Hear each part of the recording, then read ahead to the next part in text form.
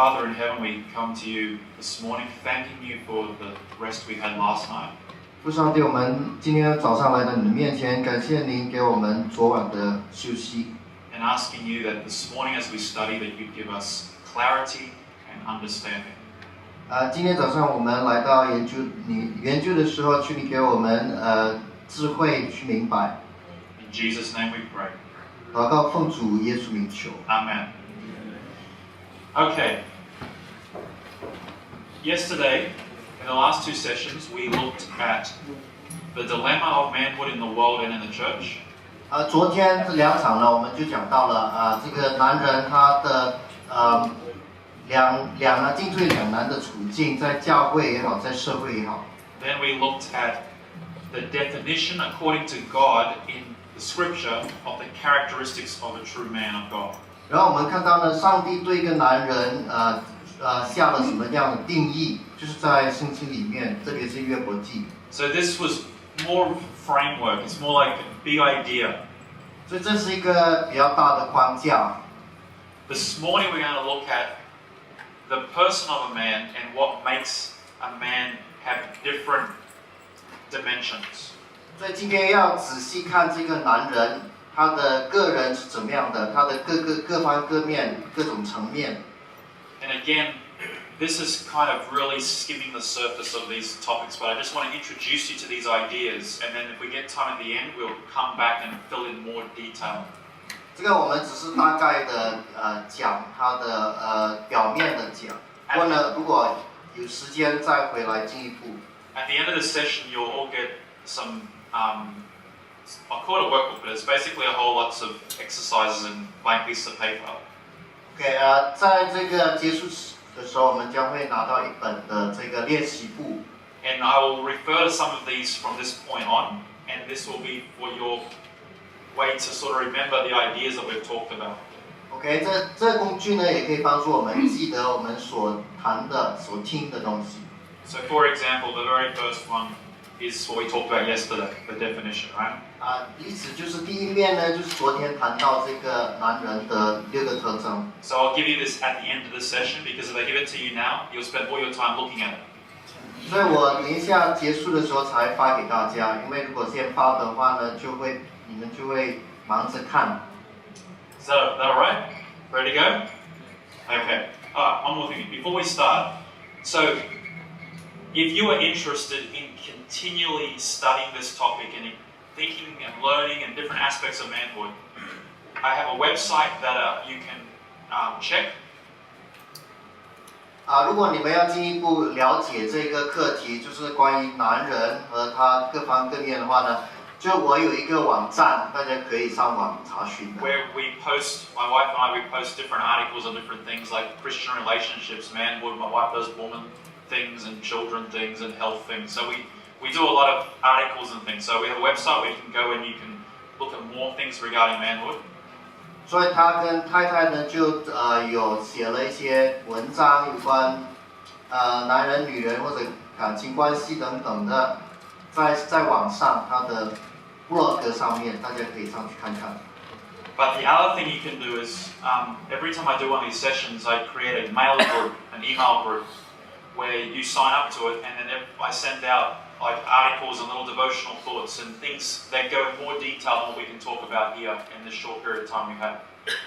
然后呢，我也会设立一个 email 的群体那么大家可以就是登记成为这个 email 群的会员，然后我就可以发一些资料给大家。So if you want to be on that mailing group, you send an email to us. 如果你要收到一些资料，那你可以email 给我们这个地址。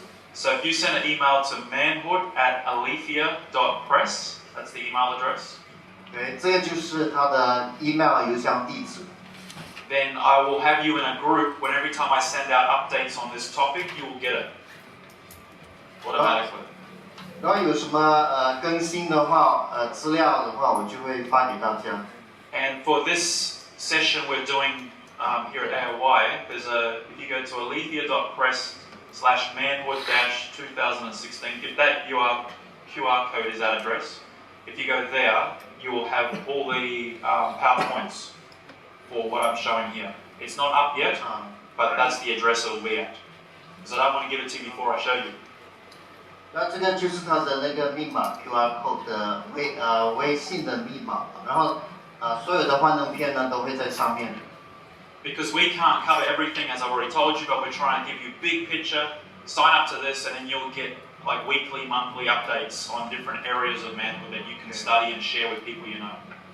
因为在这几场呢，我们是不可能讲完所有的东西的，所以呢，大家要更详细的研究的话，就要上网，或者是就是收到我们的这个更新的资料，可以就是参加这个群。Okay, so yesterday we got a very clear definition from the Bible, God's own definition of the qualities of a man. 昨天我们看到呢，上帝呢给这个男人下了一个很清楚的定义，说在这个上帝的男人是怎么样拥有怎么样的特征的。That now is the bullseye, that's the target that we aim for the rest of our lives. 所以那几个特征呢，就是我们的目标，我们一辈子呢就会朝着这个目标前进。Now when you come home and you want to play video games, you have to ask yourself, based on the definition of manhood, is this a good thing to do right now? 那所以你回去你要玩这个电脑游戏的时候之前呢，你先要问问，你玩这个东西呢是符合这个上帝的男人的这几个特征呢？ If you're married, you come home from a hard day at work, your wife's had a little baby and it's crying and the dishes are piled up. 如果你结了婚有孩子呢，你工作半天之后回来，那孩子在家里面哭闹，然后呢还有很多碗碟还没有洗。How do you act? How do you respond? 你会怎么样反应 Based on those definitions. 就是看在这几个特征的份上。How do you lead courageously? How do you be proactive in that situation? 你要怎么样用勇气来去领导，或者用主动的方式。When you find a young lady you're interested in, if you're single, 如果你单身，你找到一个女朋友， how do you engage with her with those definitions? 你要怎么样跟她互动？就按着这些定义。Everything we do now as men is based on that definition. 所以我们男人呢，做每一样事情呢，都要看这几个定义。So now what I want to talk about briefly is introduce you the concept of what makes the full picture of a man. 所以呢，我将大家看这个大的图，比较大局的图案，就是一个男人他是以什么东西构成的 Jesus is the perfect example of manhood. 那耶稣基督呢，就是男人的一个完全的楷模。But many times we study only one aspect of Jesus. Jesus is multidimensional, he's not one dimension. 但是耶稣其实是多面的，但是我们经常呢就只看他一面而已。In the book of Revelation, in chapter 4 and chapter 5, we have a picture of the throne room of God.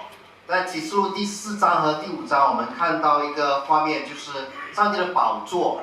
And we see a picture of 4 beasts.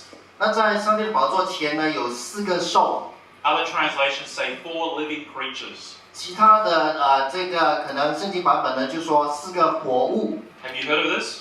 大家有看过？ Okay. Each of the 4 beasts have different faces.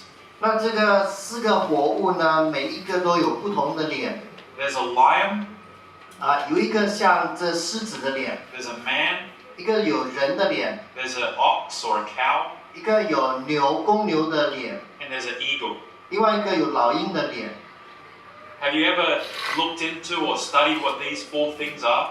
你有没有研究过这4个活物代表什么呢？ Yes? No? 1?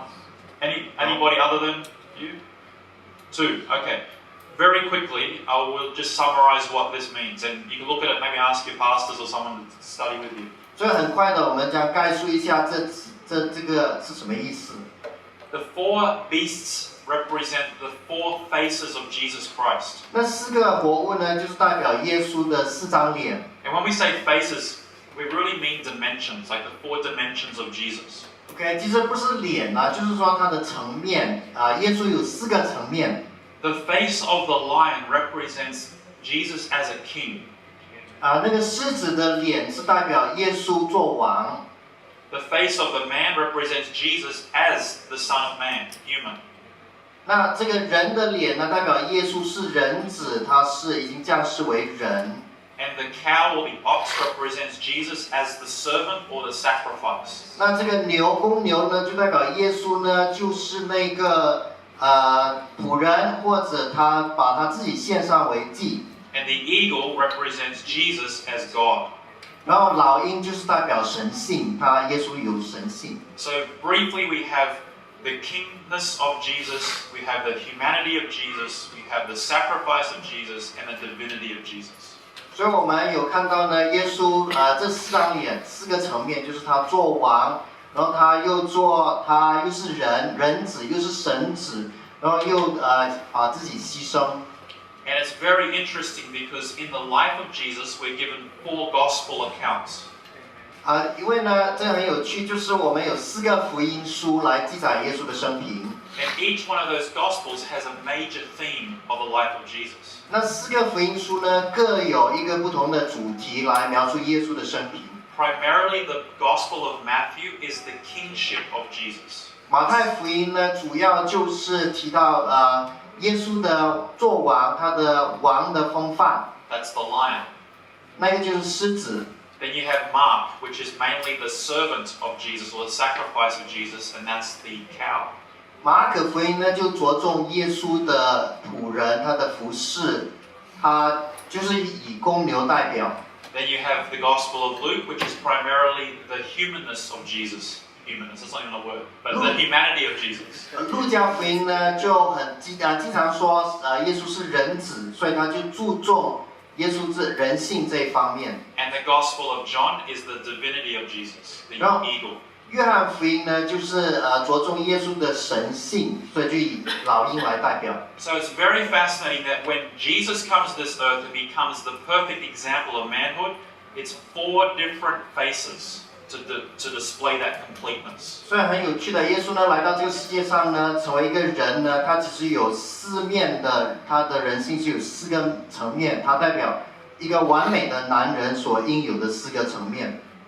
So it makes sense then that as men, following the example of Jesus, we also have 4 faces. 所以呢，这个就很有道理，就是因为我们是男人，所以呢，我们跟随耶稣作为我们的榜样，所以我们也要有这4个层面。They're not exactly the same as what Jesus is, because we're not God, right? 但是我们也不能做的完全跟耶稣一样，因为我们不是神。But I want to show you the 4 faces that a man has in Scripture. 我要从圣经里面给大家看，显示给大家这个男人的4个层面。Before we look at them, I want you to recognize this point. 还没有看之前呢，大家先要注意这一点。Remember yesterday we looked at the media and the way it presents manhood? 昨天我们看到呢，媒体它怎么样去描绘男人的生活。Men are presented as one-dimensional people in this world today. 在社会上所描绘的男人呢，就是1个层面的。One-dimensional man is you have to be rough, tough, and like sorry, beer drinking, yeah. Basically, don't be a wimp, don't be weak. 他就是社会上所描绘的男人，就是要粗壮，要粗野那种男人，他就不可以展示他懦弱的一面。This is the stereotypical man in this world today. 这就是说他的典型或者是那个刻板印象，人们对男人的刻板印象就是这样。And because we're presented with this one-dimensional man in the world, 所以我们所看到的，在世界上所给我们看到的男人，就是一面的。we take that same mindset and bring it into the church. 那我们带着同样的思想呢，带进教会。So the Bible's interesting. It doesn't show man as a 3 face, but 4 faces. 但是圣经呢很有趣，就是它展现了男人不是有3个层面，是4个层面。So it's even more exciting than just a three-dimensional man. It's a four-dimensional man. 所以并不是三维的，而是四维的人是更有趣的。So let's begin. 所以我们就开始。The four faces of man. 我们男人的四面。The first picture of man that we get in Scripture is Adam. 我们在圣经里面呢，第一个人就是亚当。In terms of before sin. 在这犯罪之前来说。And the very first characteristic that man has is he is the ruler of the planet. He is king.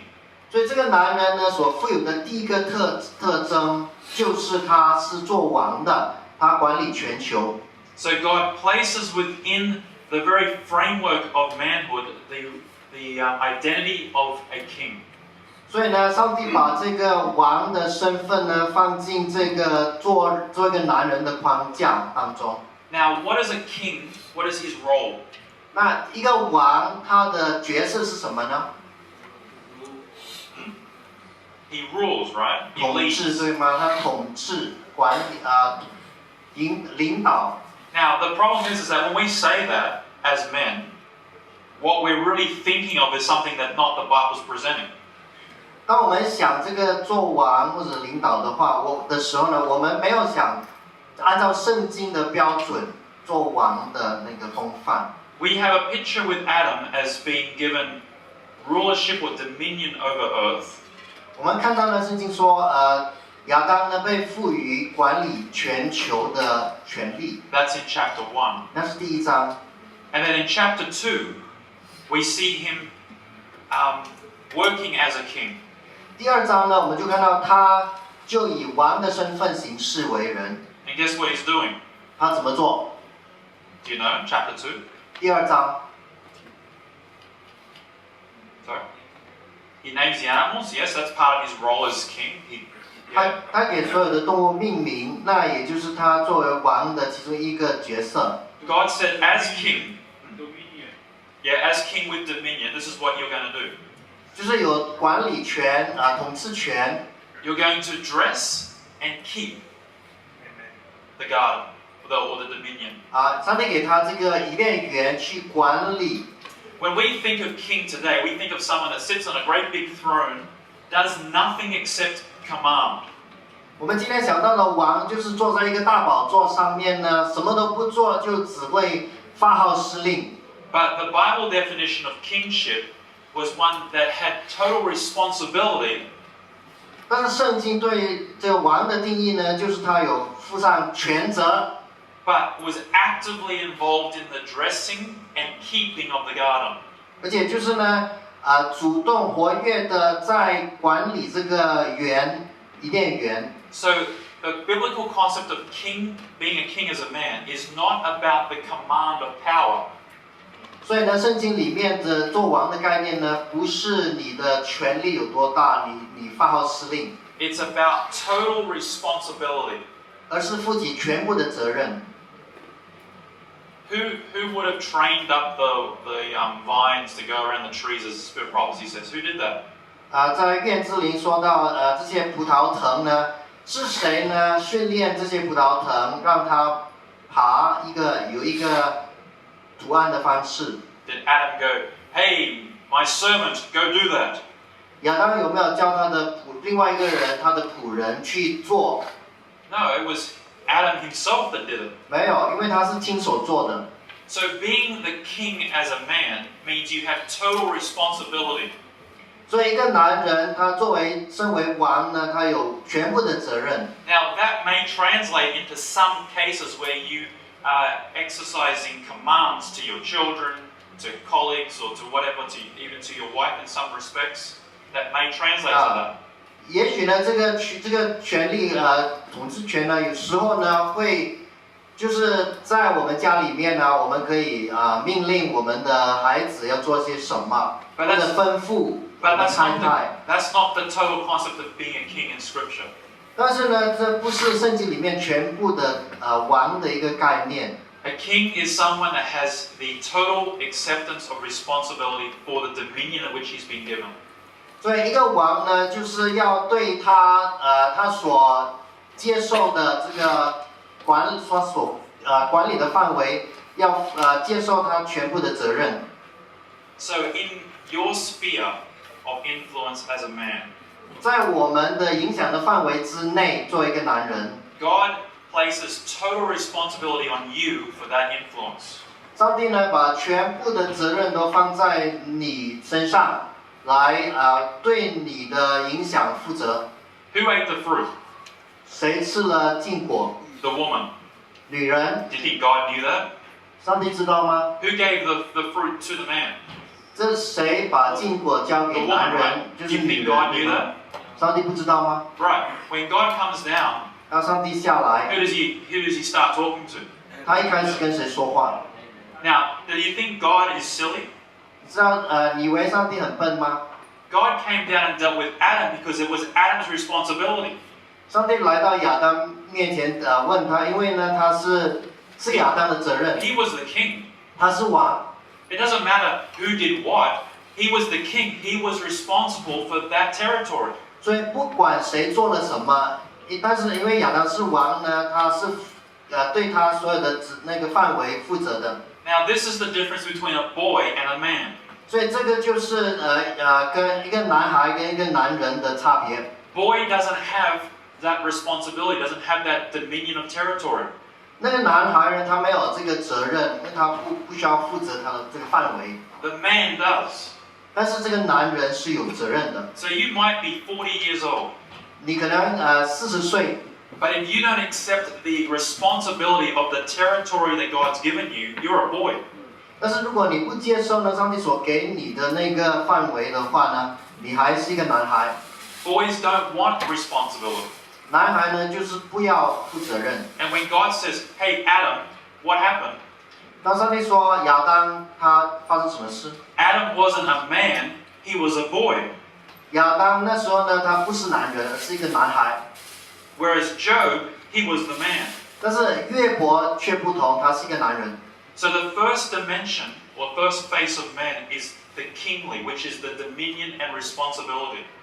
所以呢，这个男人的第一面呢，就是做王，就是他的统治和他范围、他的责任。 If you are asked at church, can you lead song service on Sabbath morning at 9:15? 如果你们问教会的人，你可以在安息日早上9:15带领领唱吗？ That is you receiving dominion of time. 如果你接受这个责任的话，你就是呢接受了这个权利，这个时间9:15，这个就是属于你的权利。A man in that situation will be at the place on time.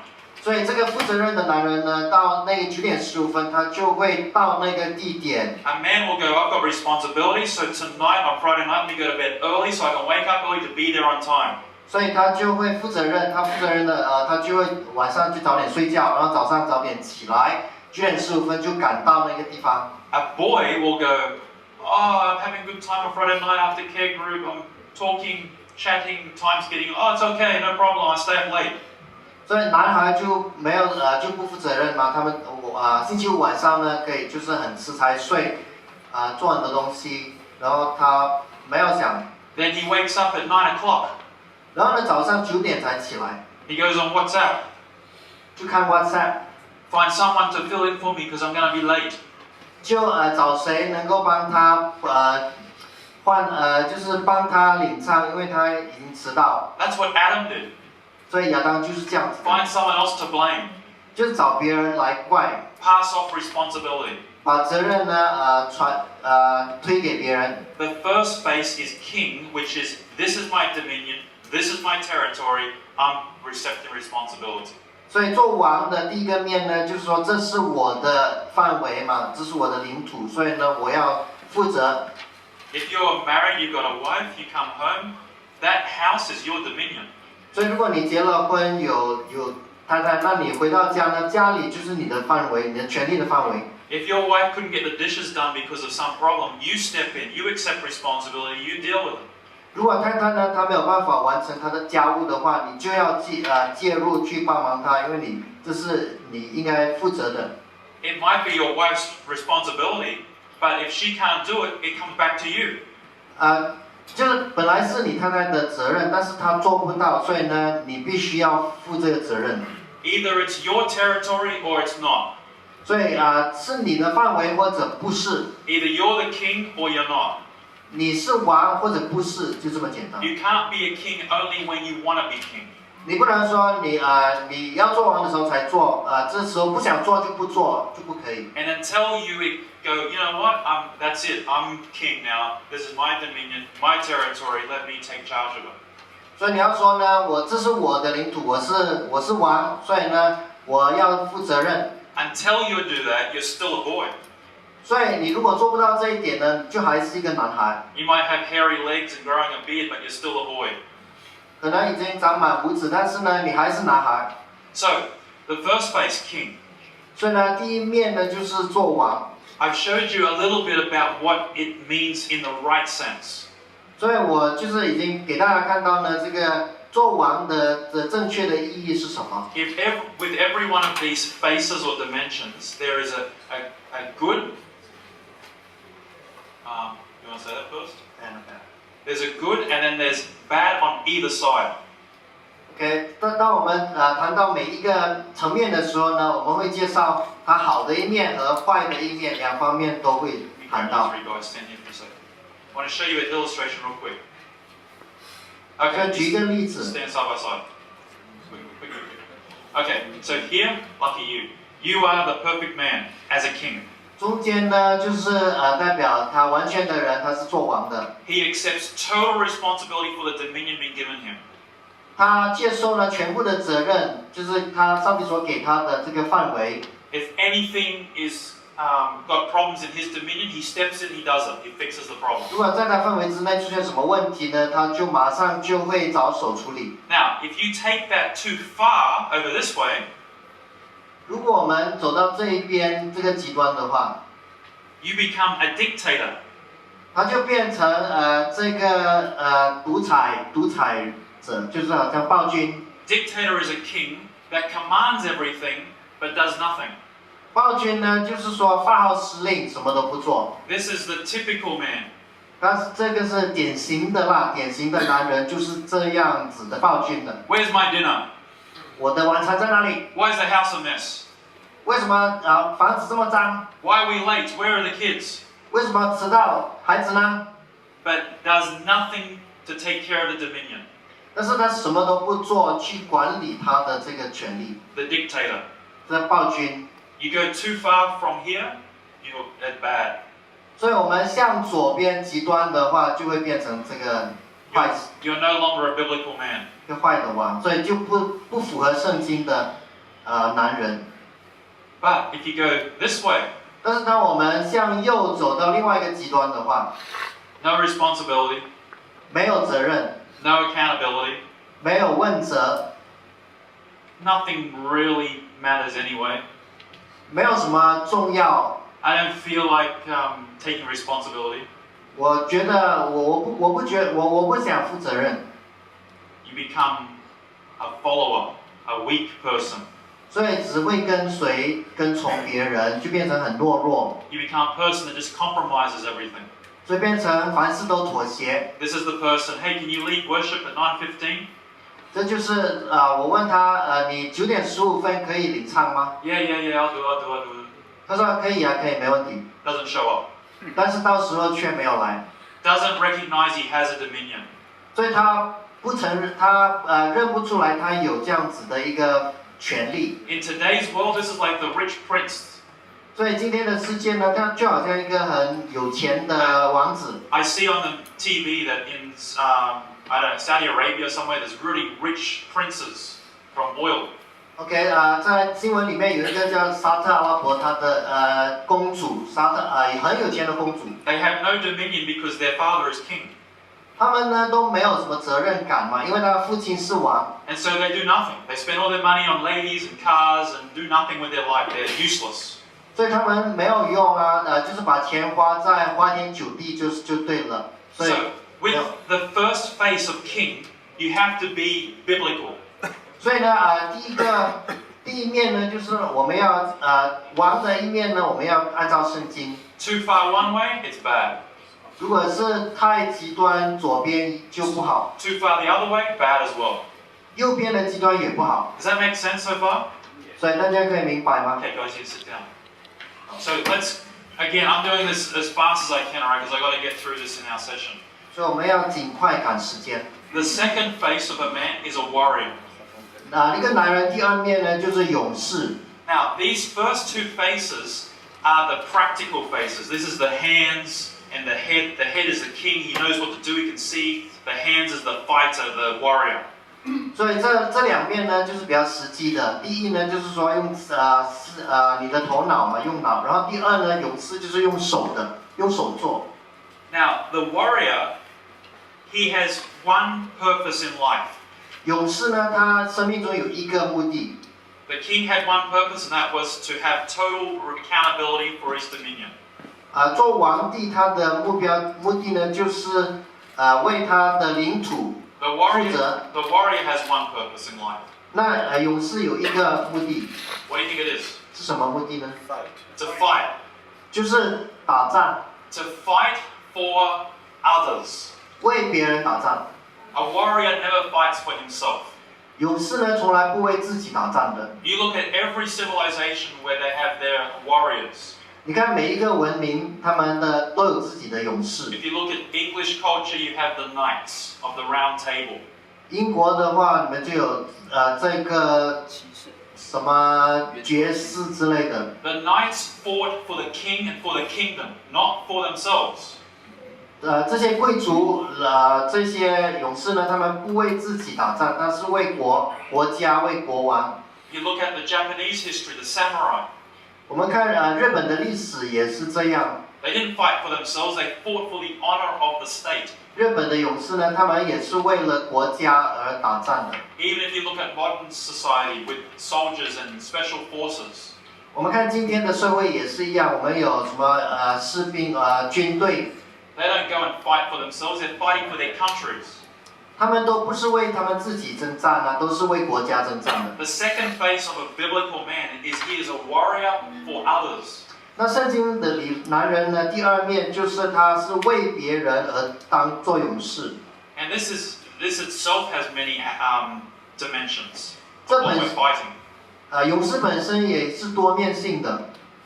This may literally be a physical fight.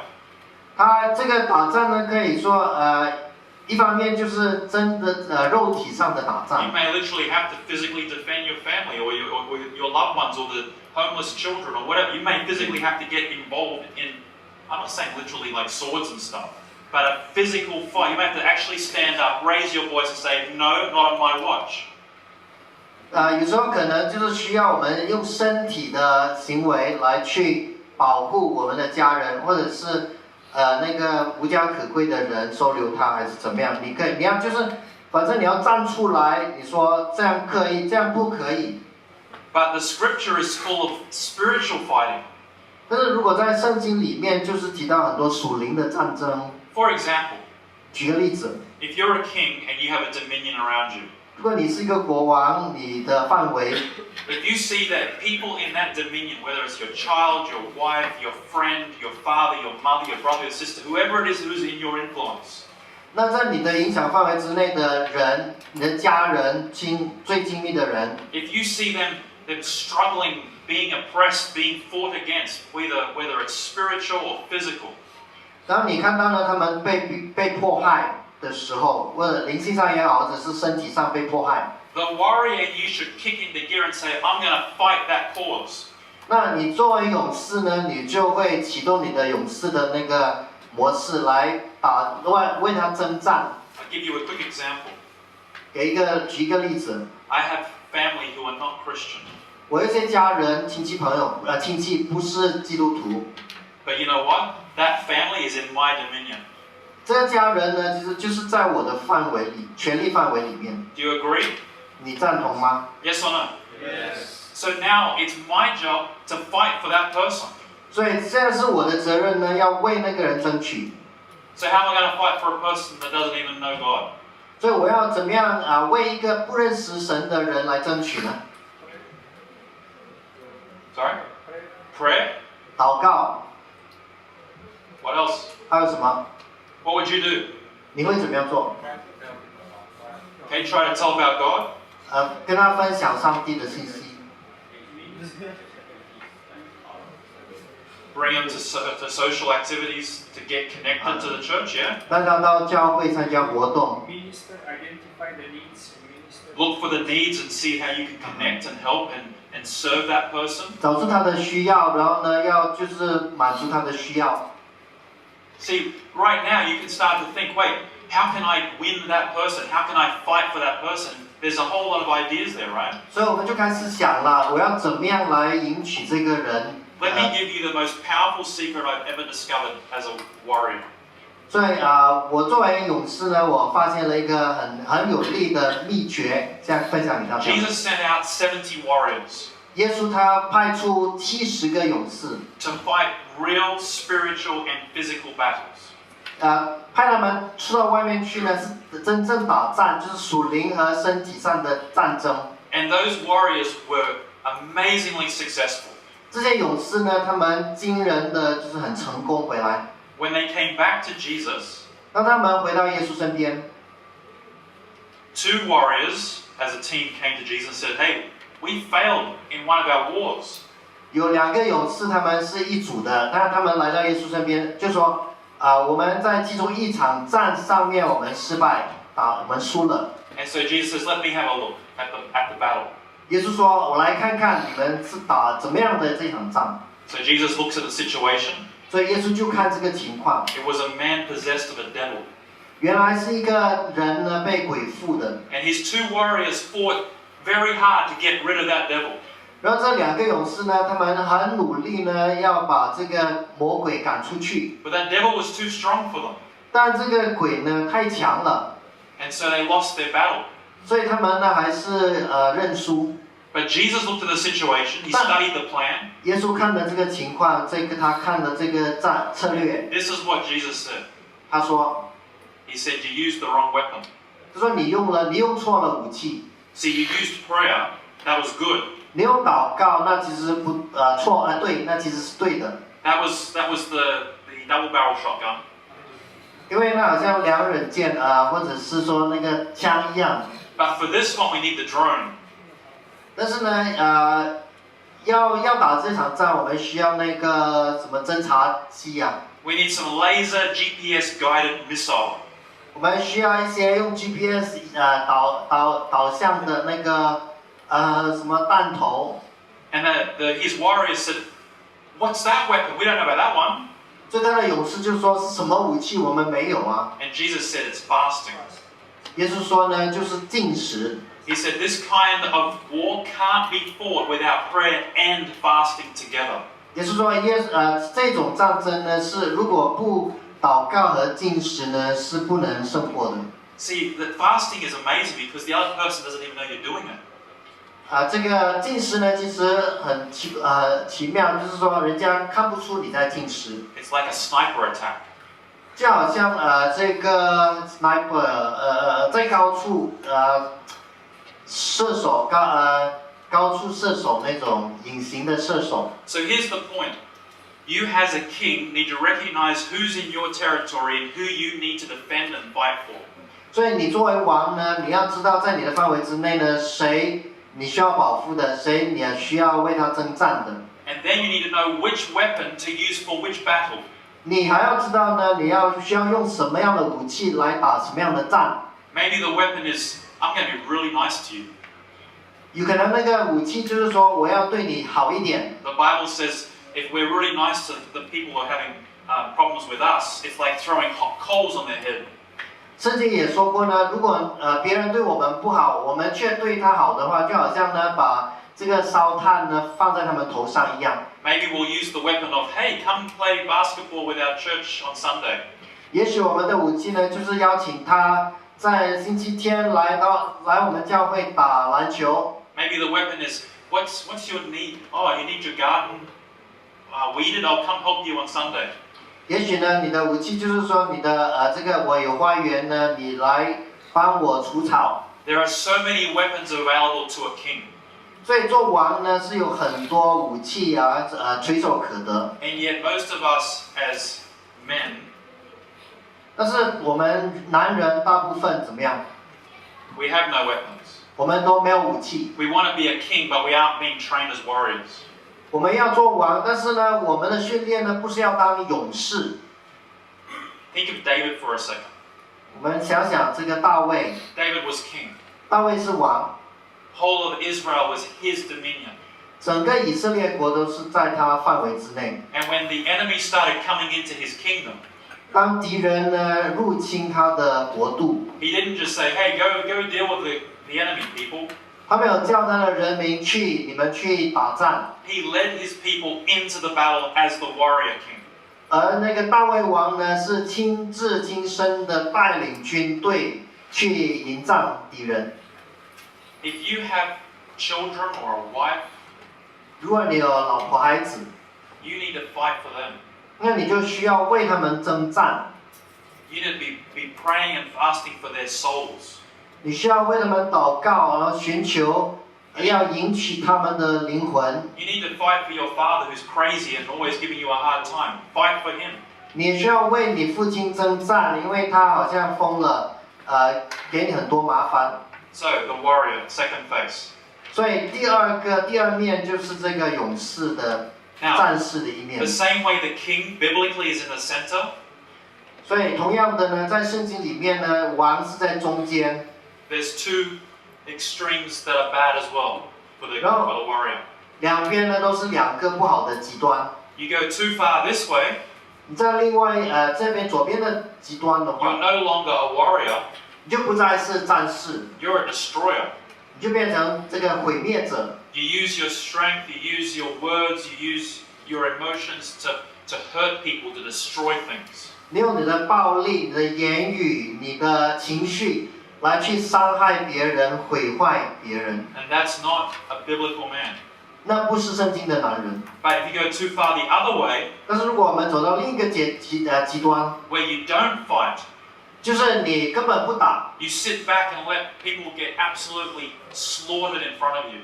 就是坐着等死这样子，就看着别人被杀害， You're a coward. 所以你懦夫。 So the biblical man is a warrior in the middle, fighting the battles of others for them. 所以圣经的男人呢，就是一个站在中间，他是为别人征战的勇士。 What's this bad side? 那左边这个极端呢， Destroyer. What's 就 this bad 毁 side? 灭者。那另外一个极端呢， The coward. 就是懦夫， This is the boy. 那就是男孩。 This is a boy trying to be a man. 这边的就是男孩呢，他装成自己是大男人， But this is the man. 但是真正的男人是中间这个， Does it make sense? 可以明白吗？ Okay, let's look at the third one real quick. 好，就看第三点， Now, the last two 最后这两面呢， are the ones that men typically hate. 就是男人呢，典型呢都非常讨厌的东西。 Sometimes we go, yeah, I like the idea of being a king. 有时候我们说我喜欢啊，如果做王啊， And I like the idea of fighting. 我也喜欢的这个打仗为别人打， But lover? 但是要成为爱人的人呢， Now this is pretty interesting 那这个很有趣。 because these next two faces of man are all in the heart. 因为下两面呢，都是从心里面发出的。 The king was the head, he's the wise ruler. 那王呢是他的心，他的脑，然后他用智慧来统治。 The warrior is the hands, he fights. 勇士呢用手去打， But now the lover, this is a heart thing. 但是做爱人呢这个比较难。 This is the part of man, this is the face of man that deals with the intimate side of emotion. 所以这一个方面呢，就是要处理我们情绪的最亲密的部分。 And this is the part that the church tries to do, 这一方面呢，教会他尝试去做的， which is more the feminine side of manhood. 就是呢，男人他比较女性的一面。 You know, let's have a care group and share our feelings and all that sort of stuff. 开一个关怀小组啦，分享我们的心情这类的东西。 But I want you to think about something for a moment. 所以我要大家思考一下， Before Jesus came to earth to battle with sin and be the king of this earth, taking it from Adam, 耶稣还没有来到这个世界上呢，做王，要把这个权力呢，从魔鬼的手中拿回，再还给亚当之前， God was love. 上帝是爱。 Ooh. God was the essence of love before he became the king on earth and the warrior against sin. OK， 上帝还没有来到世界上成为王和成为这个战士像挑战罪的战士之前呢，他已经是爱的真谛。 When there's no battles to fight 当已经没有战争可以打的时候， and everything in the kingdom is at peace, 那整个国家天下太平的时候， guess what's left? 还剩下什么呢？ Oh, come on, guys, it's not that hard to say. Love. 就剩下爱了，对吗？ Now, this love aspect of it is many, many, many dimensions. 所以这个爱这一方面呢，也有很多面的。 Let's go back to the example of family. I'm the king, I'm the father of the family. 我们回到这个刚才的例子，就是我是这个一家之主，我是做王。 Obviously, I have a relationship with my wife. There's a relationship there, that's one dimension. 很明显就是我跟我的太太呢是有关系的。 But then I also now have a child, so I have a dimension with my child. 所以我也有一个孩子，所以呢，我跟我的孩子也是有一面的关系。 But I'm also a son of a father, so I have a relationship to my father. 但是我也是儿子嘛，我有父亲，所以我跟父亲呢也有一个层面。 And I have a mother, so there's a relationship up to my mother. 那我也跟我妈妈呢有关系。 I have a sister and a brother, so there's a relationship either way to my brother and sister. 所以有哥哥姐姐、弟弟妹妹呢都有这个层面的关系。 And of course, I have a relationship with God. 当然呢，我跟上帝也有这个关系。 Every single one of those relationships 所以每一个关系 is based on love. 都是以爱为基础。 If it's not, then there's no relationship. 如果不是以爱为基础呢，就没有关系了。 I don't have a relationship with my wife because I'm a warrior. 我跟我太太的关系呢，不只是说我是战士， I don't have a relationship with my son because I'm a king. 我跟我孩子有关系，是因为我是他的王。 The relationships are all based upon the foundation of this thing called love, which God is. 所以这些所有的关系呢，都是建立在爱的基础之上，就是上帝是爱。 So, here's the big problem for us as men today in this world. 所以，但是男人今天所面对的一个很大的问题就是， We have never experienced how to communicate that love. 我们从来没有学会怎么样把这个爱有效的沟通出去。 And for some cultures, it's harder than others. 有一些文化呢，会比另一些文化更难做到这一点。 Now, when I say love, what comes to your mind in this conversation? What do you think I'm talking about? 当我讲到爱的时候呢，你想到什么？ Feelings? 感觉？ Eat more. Eat more? Okay. 吃多一点 I。love you. Eat more. 叫人吃多一点，这个就是好像父母关心孩子的那个 Romance. Sorry? Romance. Romance? Okay. 这个浪漫。 Anything else? 还有什么吗？ Sorry? Affection? What did you say? Care. 爱呀，关心关怀啊。 Slaving away for the college tuition. Slaving away to pay the college tuition. Yeah. That's love for sure. 呀，其实辛勤工作为了付孩子的学费，那也是爱。 I want to summarize it with 2 words. 所以我总结一下，用2个字来总结。 So I'm going to take one word, love, and use 2 words to explain. 那一个字爱，但是用2个字来解释。 The first word is communication. 第一个字呢就是沟通， Without communication, there is no concept of what love is. 没有沟通就不懂什么是爱。 The second word is worship. 第2个字就是崇拜。 The definition of worship is the expression of love. 崇拜的定义呢，就是爱的表达。Do you know, and you'll probably think I'm a heretic for saying this, but do you know you should worship your wife? Or worship, yeah, we're not husbands, but worship our wives, sorry, you're the husband. 你知不知道 You 呢？ should 你 worship your wife. 做丈夫呢，你要崇拜你的妻子。I told you think I was a heretic. He said, but she's not God. Just hang on a sec. 但是你说他不是神啊，为什么会崇拜你的太太呢？ You should worship your children. 你也应该崇拜你的孩子， You should worship your brother and sister. 你也应该崇拜你的兄弟姐妹。 And of course, you should worship God. 当然，你要崇拜上帝。 The degree of that worship varies. 但是呢，崇拜的程度是不同的。 Remember, Jesus said, "What's the greatest?" The rich guy said, "What's the greatest commandment?" 那这个少年的财主问耶稣说：“最大的诫命是什么 What was the answer?" ？”耶稣会怎么回答？ Love God 爱主 and love man. 和爱人，对吗？ That's no different to worship. 所以这就是崇拜啊！ Who do you love more, man or God? 你爱人还是爱神更多？ God, right? If you Sorry. love man more than God, that's wrong. 如果你爱人多过爱神，那就错了。 Same thing with worship. 崇拜也是一样， Because worship is the expression of love. 因为呢，崇拜就是爱的表达。 For example, when you come to church and you worship God, what are you doing? 举个例子，你来到教会，你崇拜上帝，那你在做吗？ And here's how you'll know whether you're worshiping God or not. 那你要怎么知道你真正崇拜上帝呢？ So when you come to church and you worship God, 你来到教会呢，你就崇拜上帝， this is what you ought to be doing.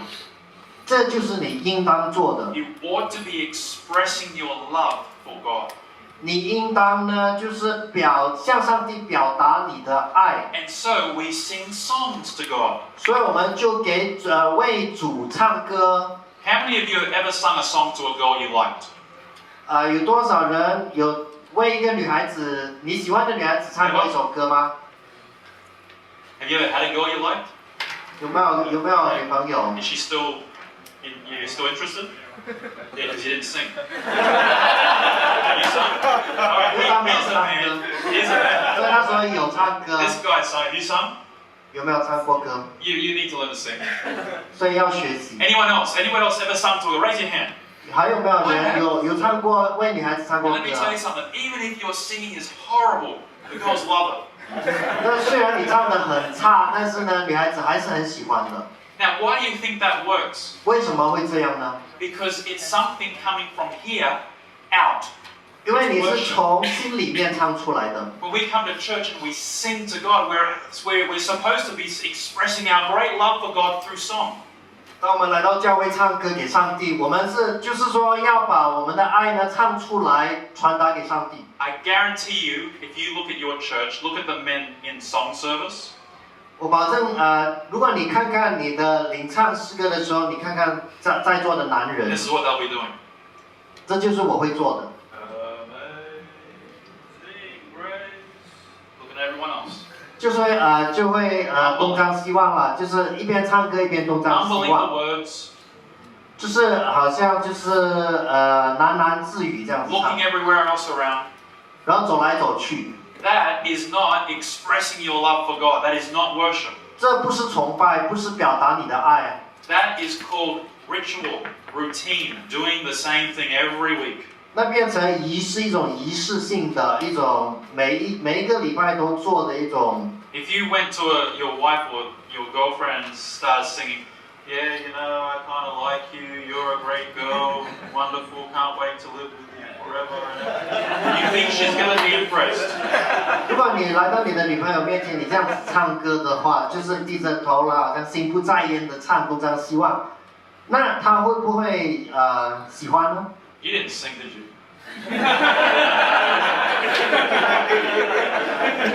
I was waiting, that's all right. So the point is that worship is an expression of that love. So to my son, I need to express that love in worship to him. That might mean time. Wait, sorry, keep going. 所以崇拜呢，就是爱的表达嘛。所以呢，我爱我的孩子的话呢，我就可以说是一种崇拜。How many left? We done? Sorry. How long do we finish now? 5. 5 minutes, okay. So there's many different ways. If you sign up to my email address, I will send you out some more detail on the expressions of how this love communicates. OK， 如果你 email 给我的话，我会发更多的资料给你，关于这个爱要怎么样表达 The 出来。 bottom line is we need to learn how to express what's in our heart for the person that we have a relationship with. That's the point. OK， 底线就是呢，我们要怎么样将我们的爱呢，向我们爱的人表达出来。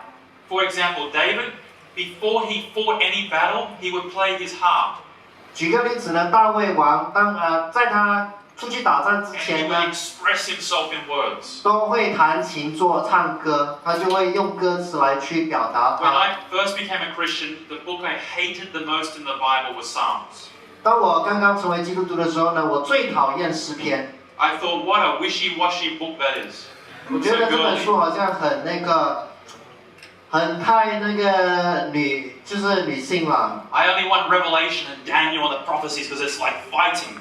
所以我只要看但以理启示录啊，那些比较坚硬硬汉的东西。 The more I've studied, the more I love Psalms more than anything else. 所以我越看越多呢，我就越喜欢这个诗篇。 Start reading the Psalms and see how David expresses himself to God. 所以我们要开始读诗篇，要看大卫王怎么样对上帝表达他的爱。 And I say this very lightly, but how do you think a guy can get like 1,000 wives? 这个一个男人怎么样能够得到1000个太太呢？ He knew how to express himself to others. 因为他知道怎么样表达他的爱啊。 Please don't get 1,000 wives. 但是不是鼓励大家要娶1000个老婆？ We need to finish up on this one. This is the last 最后一 one. 个 Last one is friend. 就是做一个朋友。 Really quick, on the lover, there's 2 bad sides as well.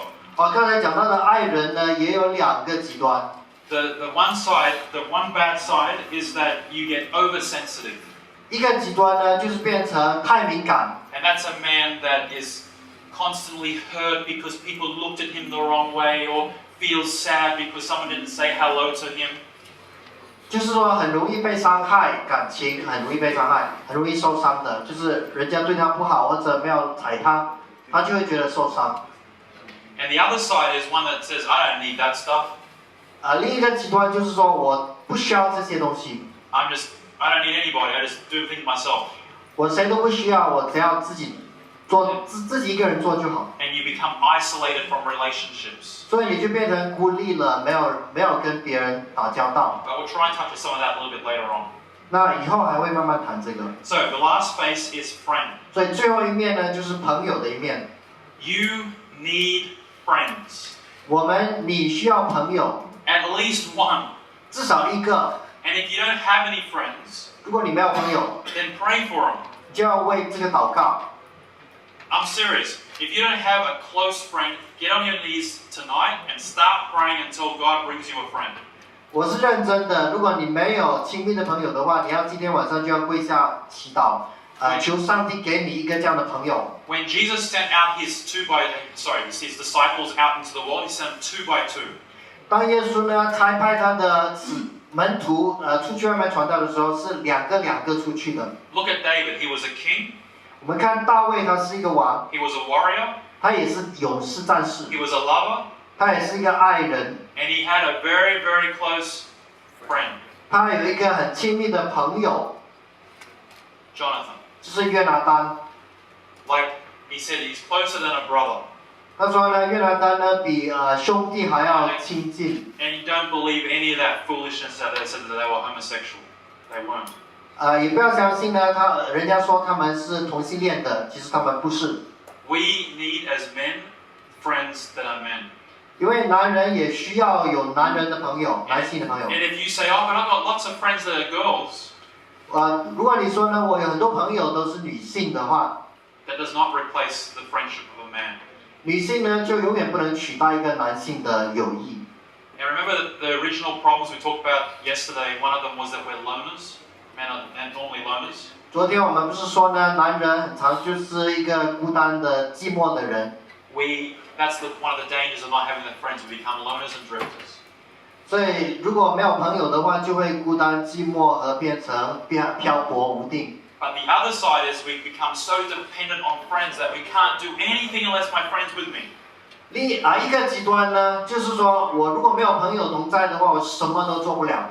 So, in summary, today we've looked at the 4 faces of a man. 所以就太过依靠朋友。所以今天看了一个男人的4面。 And you can see that there's the perfect balance biblically in the middle, and then there's extremes on either side, which are bad. 所以我们看到中间就是圣经的这个平衡的人，那两边都是极端。 So we need to end here because we've got to finish the session for the training.